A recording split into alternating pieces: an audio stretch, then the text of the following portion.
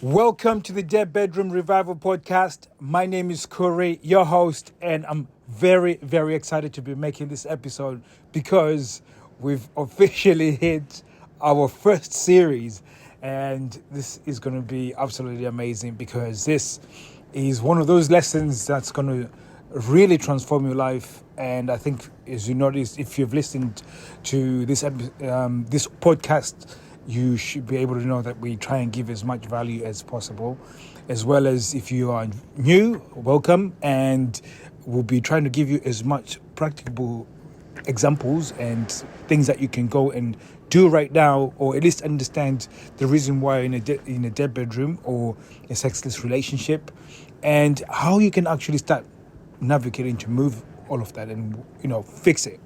So this series is something that is going to be dear to my heart. Is going to be a piece of work that I hope will transform many people's lives. And for me, it's transformed me and the way I view relationships. And the thing that I want to be talking about is attachment styles. And it's something that I heard about before, and I sort of put some of the things in practice. And I think the person that explained it to me explained it in a way that I understood at the time, but didn't know it in depth. So I recently spoke to somebody who actually knew about this stuff. And then I went and started reading a book, and I was like, oh my God, this confirms everything that we've been doing. So now I have sort of scientific backing to what I've always been saying, which was absolutely amazing in the sense that, when it comes to how we form relationships, a lot of it is been imprinted in us. So how we actually function within the relationship, how we give and receive love, and then how we take care of people's needs within our relationship, and how we want our needs to be taken care of.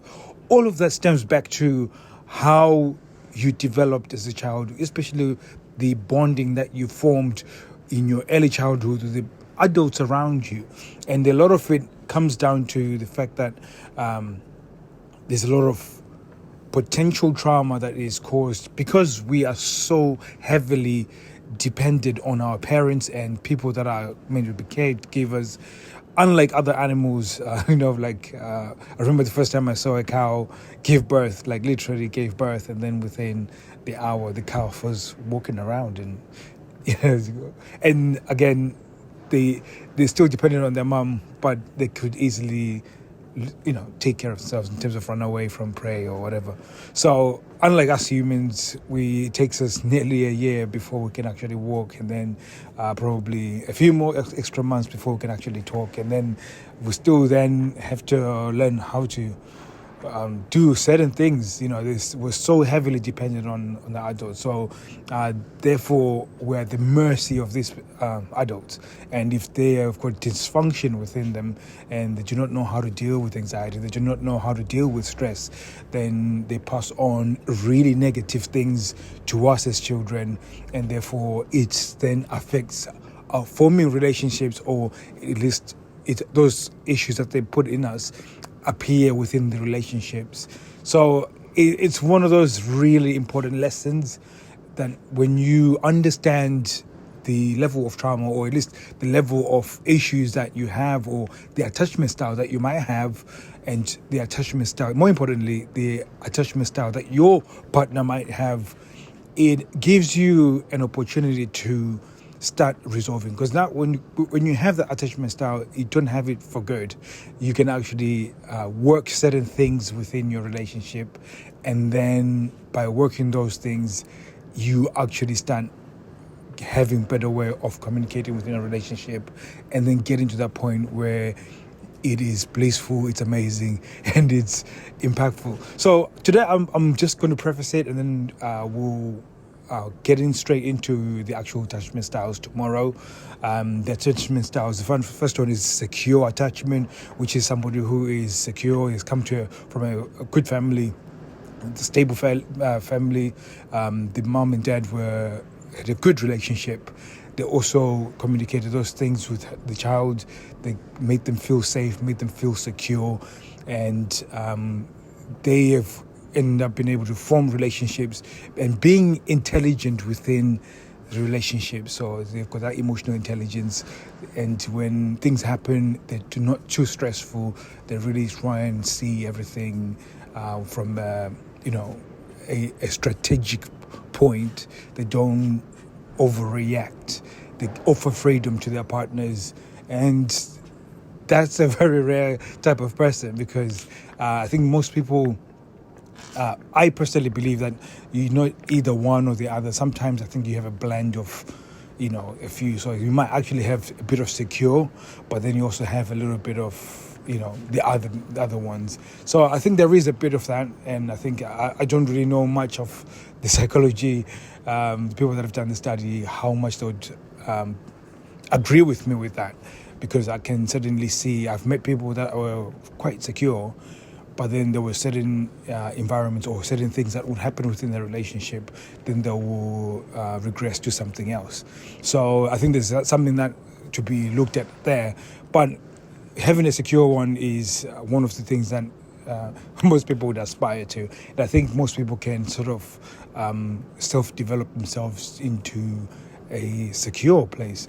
And then the second one is anxious ambivalent, which means that these people have had events happening that were unpredictable. Whether they sort of lost a parent, or there was a divorce that happened, and those people, because they've had that unpredictable situation. And usually you can imagine, when you're a young person, when divorce happens, there's quite turbulent time, and your parents could be the most amicable divorce, but the emotions associated with it are the same emotions of death.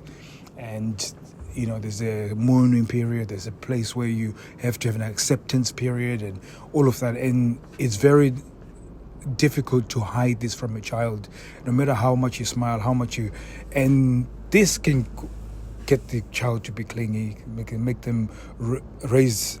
And sometimes, because you are sort of dealing with this situation, and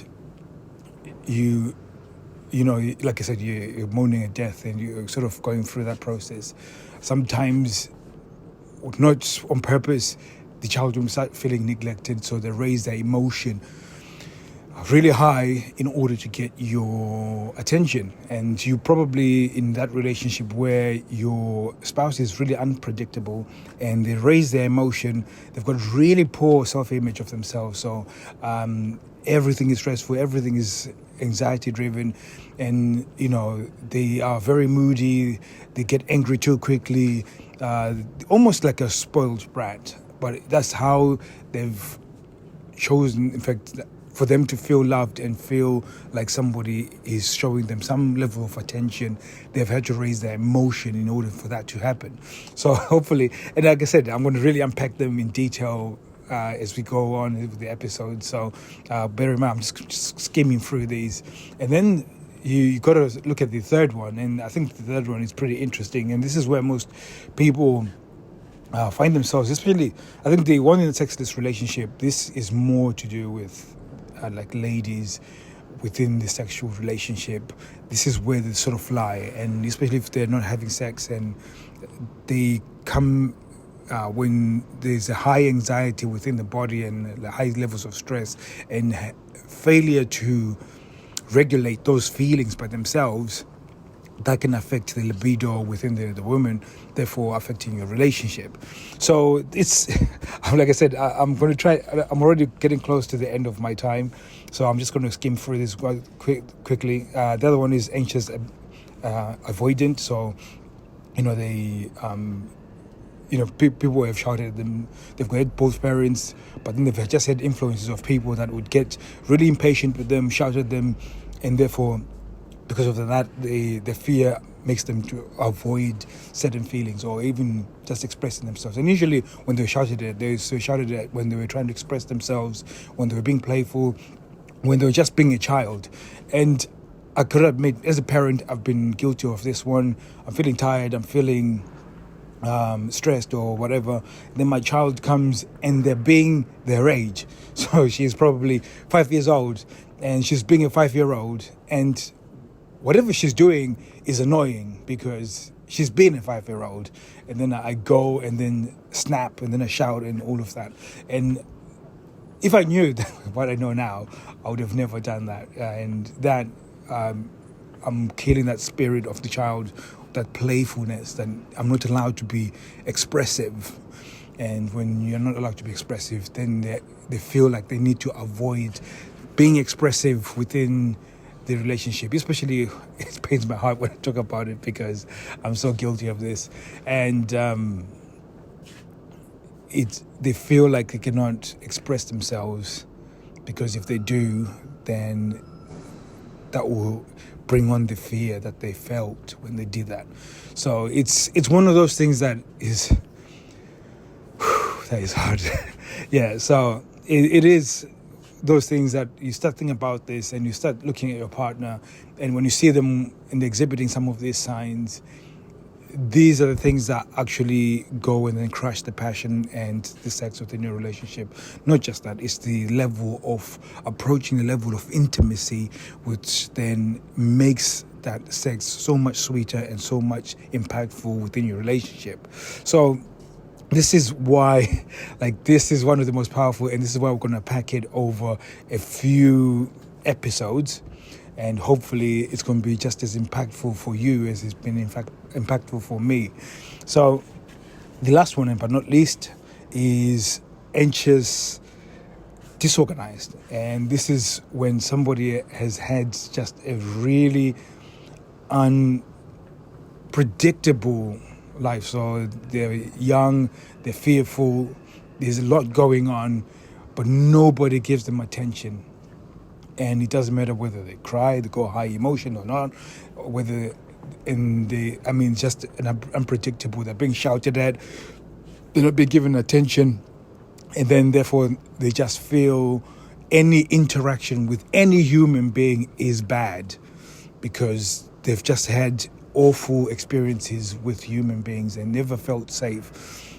And this, again, is a little bit rarer, but when it does happen, you find that this person is extremely clingy, and it can be very, very difficult to handle within the relationship. Very closed.